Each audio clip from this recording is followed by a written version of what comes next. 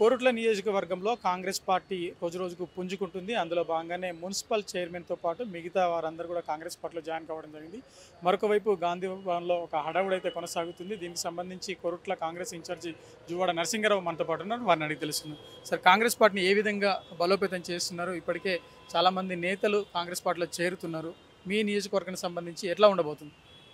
చాలామంది కాంగ్రెస్ ప్రభుత్వం వచ్చిన తర్వాత నా కొరుట్ల మున్సిపాలిటీలో 33 మంది కౌన్సిలర్స్ ఉన్నారు. ఆల్రెడీ దాదాపు 18 మంది జాయిన్ అయినారు. ఈరోజు మిగతా వాళ్ళు మా మున్సిపల్ చైర్పర్సన్ లావణ్య, అనిల్ గారి ఆధ్వర్యంలో మిగతా మంది 8 కౌన్సిలర్లు కూడా ఈరోజు కాంగ్రెస్ పార్టీలో చేరుతూ ఉన్నారు. వారు గత 15 సంవత్సరాల నుంచి వెళ్ళి మరి మాజీ శాసనసభ్యులు విద్యాసాగర్ రావుకు కుడిభుజం లాంటిగా ఉండేవారు. మరి అభివృద్ధి కావాలంటే కాంగ్రెస్ పార్టీలో చేరాల్సిన అవసరం ఉందని మరి కోరుట్ల కూడా తెలంగాణలో బి గ్రేడ్ మున్సిపాలిటీలో అతిపెద్ద మున్సిపాలిటీ. కోరుట్ల కూడా బాగా విస్తరించడం జరుగుతూ ఉన్నది. పెద్ద ఎత్తున పట్టణం విస్తరణ జరుగుతూ ఉన్నది. అందులో భాగంగా చాలామంది కూడా ఈరోజు రేవంత్ రెడ్డి గారు తీసుకున్న నిర్ణయాలు కానివ్వండి, చాలా వీటన్నిటి మీద ఆకర్షితులై మరి వారు నా దగ్గరికి రావడం, మరి మేము కూడా మీకు తోడుగా ఉంటాం, తప్పకుండా కాంగ్రెస్ పార్టీని బలోపేతం చేద్దాం ఈ రాష్ట్రంలో అన్న విధంగా వారు గత వారం రోజుల నుంచి మేము చర్చలు చేయడం జరిగింది.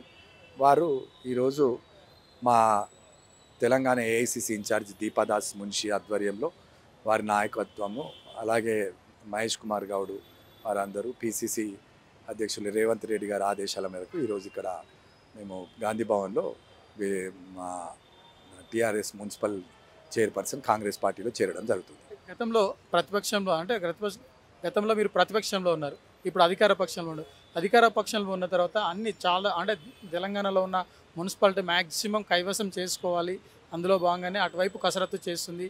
లీడర్లు కూడా పార్టీ పాలన కావచ్చు, లేదంటే సంక్షేమ పథకాలను చూసి వస్తున్నారంటారా? సంక్షేమ పథకాలు ఒకటి, ముఖ్యంగా రేవంత్ రెడ్డి గారి మీద నమ్మకం ఒకటి, ఈ 6 గ్యారంటీలు ఒకటి, ఏదైతే కొత్త రేషన్ కార్డ్స్ కూడా చాలా 10 సంవత్సరాలు రేషన్ కార్డ్స్ ఇవ్వలేదు, దానికి కూడా చాలామంది ఆకర్షితులై ఈరోజు కాంగ్రెస్ పార్టీలో చేరడం జరుగుతూ ఉన్నది. కాంగ్రెస్ తోటే భవిష్యత్తు ఉన్నది, టీఆర్ఎస్ పార్టీ కనుమరుగైపోతున్నది అన్నది కూడా చాలా మంది టీఆర్ఎస్ కార్యకర్తలకు కానీ నాయకులకు కానీ ఒక ఆందోళన కలుగుతూ ఉన్నది. వాళ్ళు ఎక్కువ వైపు కాంగ్రెస్ పార్టీ వైపే ఎక్కువ మొగ్గు చూపుతూ ఉన్నారు. అందులో భాగంగానే ఇవాళ ఎక్కడైతే రాష్ట్రంలో ఎమ్మెల్యేలు జాయిన్ అవుతుండ్రో అదేవిధంగా లోకల్ బాడీస్లో కూడా చాలామంది నాయకులు, టీఆర్ఎస్ నాయకులు కాంగ్రెస్ పార్టీలో చేరుతూ ఉన్నారు. ప్రత్యేకంగా చెప్పాల్సిందంటే కరీంనగర్ అంటే బీఆర్ఎస్కి ఒక మంచి పట్టు ఉండే, ఇప్పుడు ఆ పరిస్థితి ఉందా?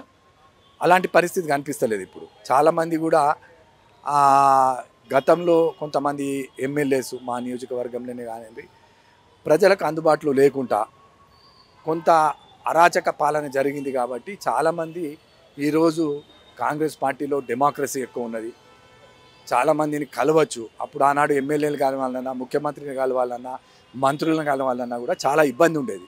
మరి ఇవాళ ముఖ్యమంత్రి గారిని కలవడం, అపాయింట్మెంటు, చాలా మంత్రులను కలవడం చాలా ఈజీగా ఉంది. కాబట్టి ఏ సమస్య ఉన్నా కాంగ్రెస్ పార్టీలో డెమోక్రసీ ఉంటుంది, అందరం పోయి చెప్పుకోవచ్చు అన్న ఆలోచన ప్రజల్లో ఉన్నది.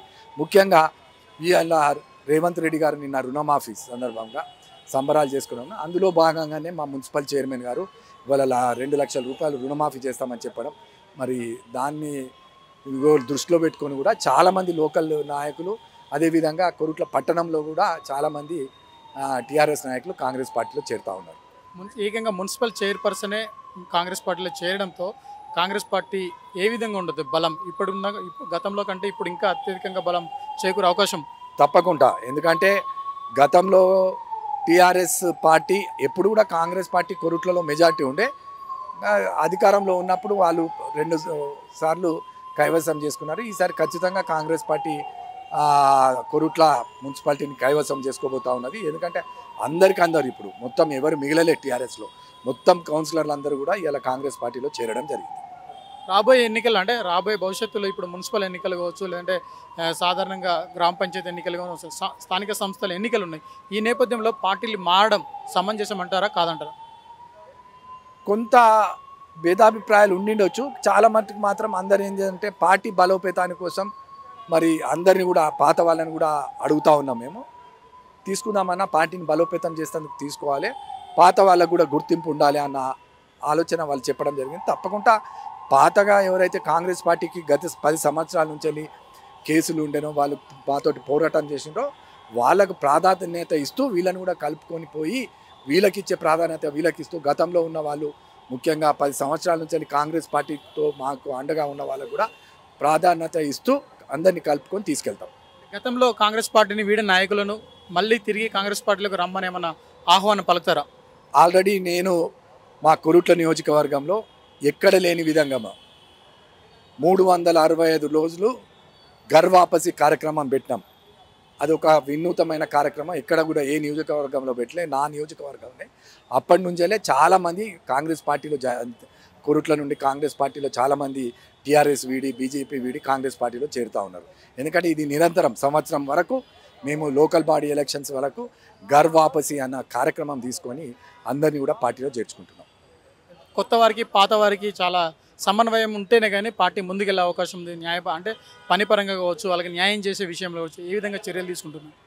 అందరిని కలుపుకపోయే విధంగానే చర్యలు తీసుకుంటున్నాం. ఎక్కడైతే ఏదైనా సమస్యలు ఉంటుందో కూర్చున్నబెట్టి సమస్యల పరిష్కారానికి కృషి చేస్తూ ఉన్నాం. ముఖ్యంగా రేపు రాబోయే కౌన్సిల్ ఎలక్షన్స్ కానివ్వండి, జడ్పీటీసీ అందరు ఏకాభిప్రాయం తీసుకొని ఎవరైతే సూటబుల్ క్యాండిడేట్ ఉంటారో వాళ్ళకే బీఫామ్లు ఇచ్చే విధంగా అందరికీ ముందే చెప్తున్నాం. గెలుపు గుర్రాలకే టికెట్లు అని ఏదైతే ముఖ్యమంత్రి రేవంత్ రెడ్డి గారు మొన్న గెలుపు గుర్రాలకు టికెట్లు ఇచ్చి కాంగ్రెస్ పార్టీని అధికారంలోకి తీసుకురావడం జరిగిందో, పిసిసి అధ్యక్షులుగా ఇప్పుడు ముఖ్యమంత్రిగా, అదేవిధంగా రేవంత్ రెడ్డి గారి పాలసీనే అందరూ కూడా కాంగ్రెస్ పార్టీలో అడాప్ట్ చేస్తూ ఉన్నారు. ఎమ్మెల్యేలు కానివ్వండి, ఇన్ఛార్జీలు కానివ్వండి, ఎవరైతే గెలుస్తున్నారో గెలుపు గుర్రాలకే భవిష్యత్తులో టికెట్లు ఇవ్వడం జరుగుతూ ఉంటుంది. Thank you sir, thank you. మొత్తం మీద గెలుపు గుర్రాలకు మాత్రమే టికెట్లు ఇస్తాము, పాత వాళ్ళకు కొత్త వాళ్ళందరికీ కూడా మేము న్యాయం చేస్తాము. ఎవరిని కూడా తక్కువ లేదు, వారి శక్తి సామర్థ్యాలకు వాళ్ళు చూపే ప్రాబల్యానికి అనుకూలంగా వారికి న్యాయం చేస్తాం. పార్టీలో ఖచ్చితంగా వారికి ప్రాధాన్యం ఉంటుంది, వారికి కావాల్సిన పదవులు కూడా ఇస్తాం. మరొక వైపు ఇక ఏడాది పాటు గర్వాపసి కార్యక్రమం కోరుటలో కొనసాగుతుంది కాబట్టి చాలామంది ఇక మిగతా పార్టీలో చేరిన నాయకులు తిరిగి సొంత గూటికి కాంగ్రెస్ పార్టీకి వస్తున్నారు కాబట్టి ఇది ఒక మంచి శుభ పరిణామం అంటారు. కెమెరామెన్ సురేష్తో Mahender, public court news, Hyderabad.